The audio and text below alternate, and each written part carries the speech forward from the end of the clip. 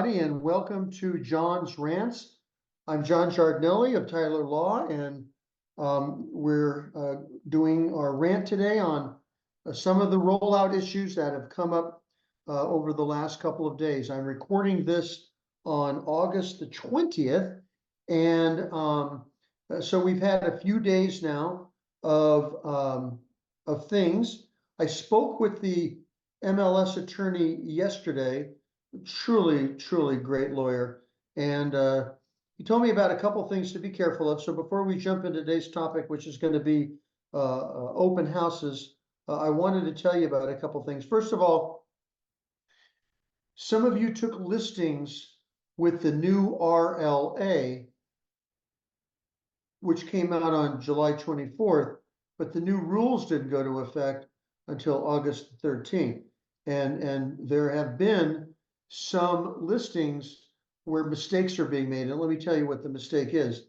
And it's an easy one to fix, but you got to fix it. You executed the new RLA, and the seller agreed to pay you a percentage or a dollar figure. Now, there is no place in the new RLA for buyer side compensation, but the rule that disallows offers of buyer side compensation by the listing agent didn't go into effect until last week. And so some of you were thinking, well, I'm going to go ahead and offer compensation for at least a short while, but you're putting in the figure that the seller's paying you, which means that when you get to closing, technically speaking, there's not going to be any money for you. So you need to go back and fix that. Make sure that you're getting paid your percentage, and then work out something with the seller. And now that the rules have gone into effect, make sure they're settlement compliant, that if you're going to do commission sharing, well, you can't do it on the MLS. So you need to take that off of the MLS. And then if you insist on offering compensation, it has to be done off site or off the MLS. Make sure you didn't make that mistake. Apparently it's being made by enough people that it caught CRMLS's attention. Be careful of your off MLS ads. We're seeing a lot of ads go out, even some companies that are setting up what appear to me to be sort of quasi MLS sites. Be very careful about that. First of all, talk to your lawyer, because the Department of Justice has not gone away, and they don't want commission sharing. Period. End of story. They've made it very clear in a case in Boston and some of the briefs they filed. They're happy that commission sharing is off of the MLS, but they want it to be gone completely. So make sure when you do your advertising, if you insist on doing commission sharing proposals, that they be completely off the MLS, they be completely truthful, and that they be accurate. Good news is that so far, there have been very few problems in terms of violations and other issues, and that's pretty much true nationwide. Both Housing Wire and Inman reported that there have been very few quote-unquote horror stories that have been going on around the country. So I know I looked at some stuff here in Tennessee where I am now, and I haven't seen too many problems here in the Nashville area. And of course, Ed has pretty much most of Southern California, and he's not seeing any real significant issues either.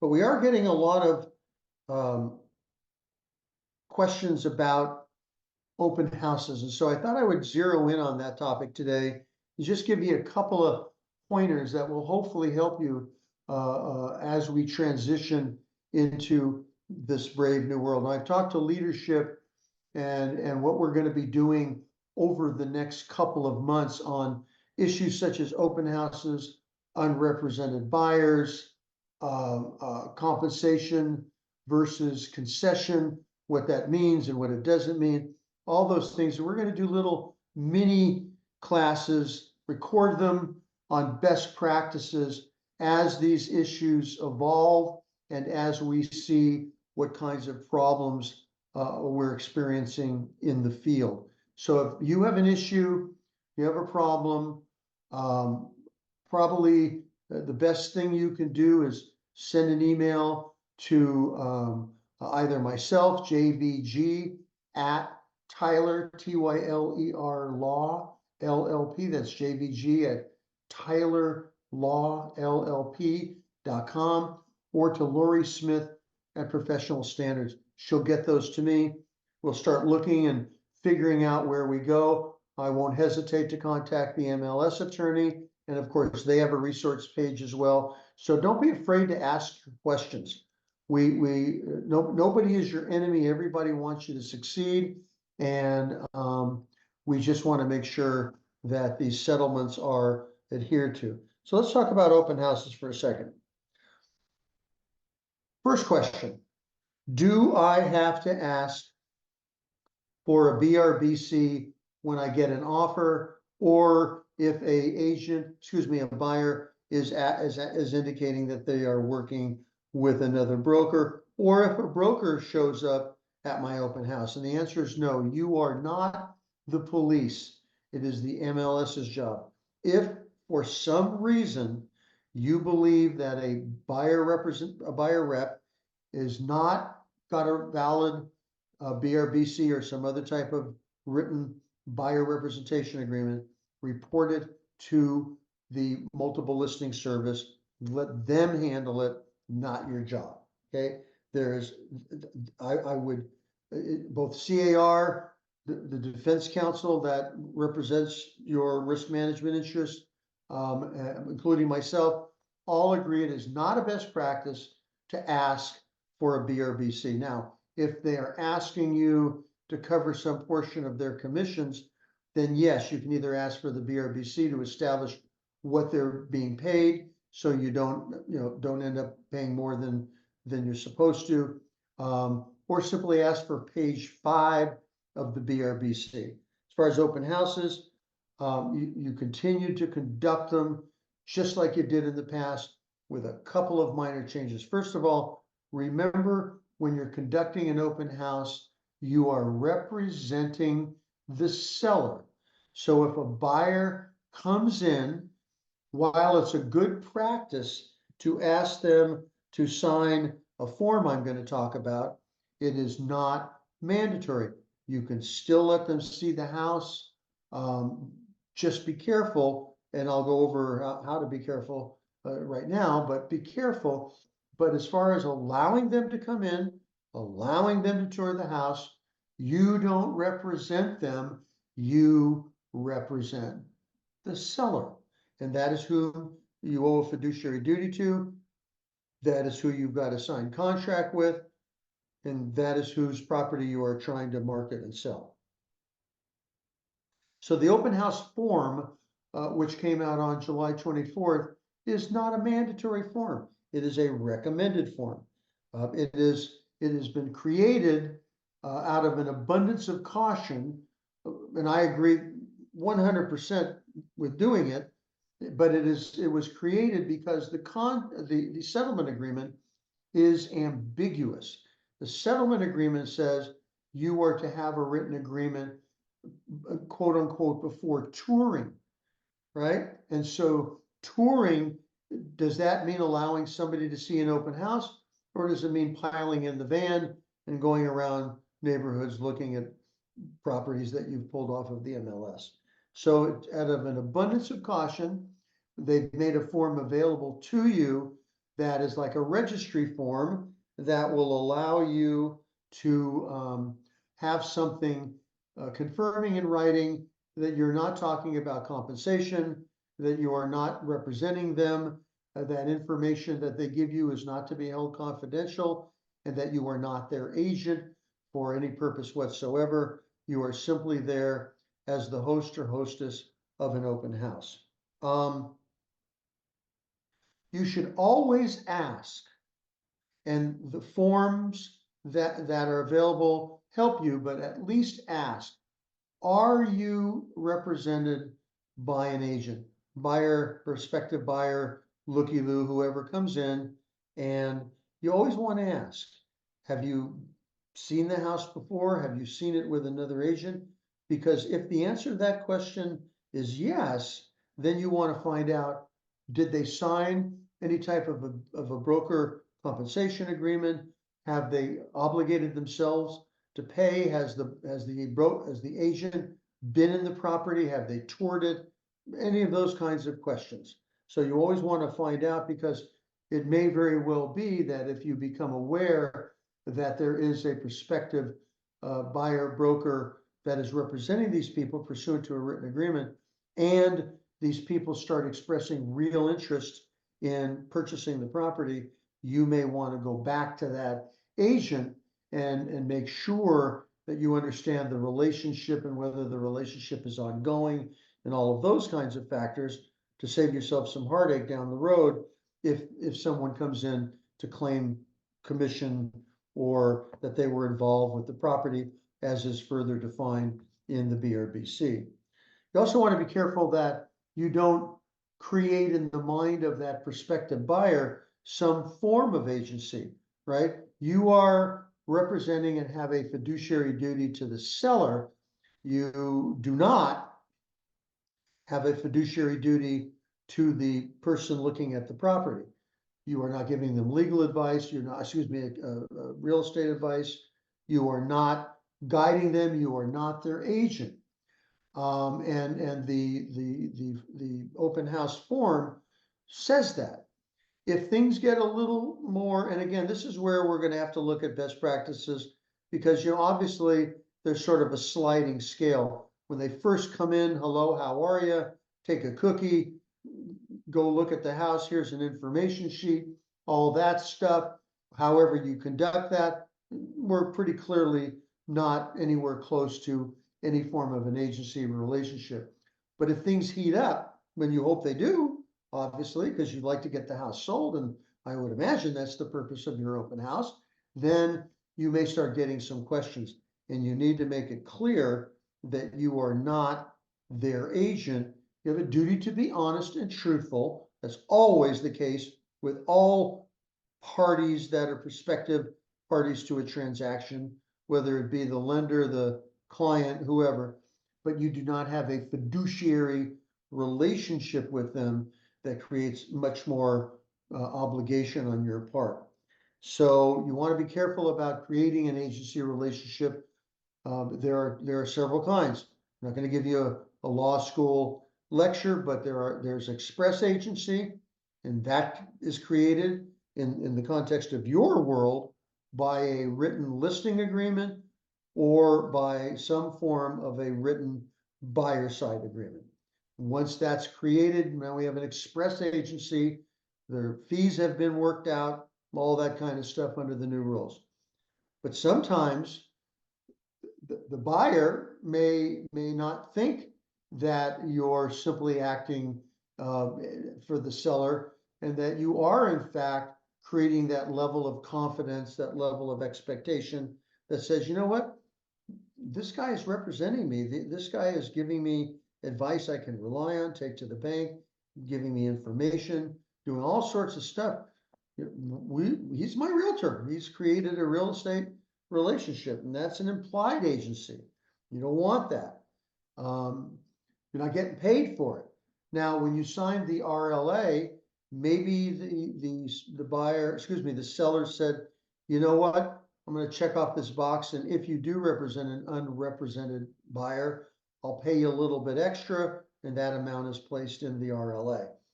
But in a situation where they come in, they don't want to hire an agent, they don't want to pay an agent, they don't want to sign a BRBC, you don't want to be their agent. You're not getting paid for it.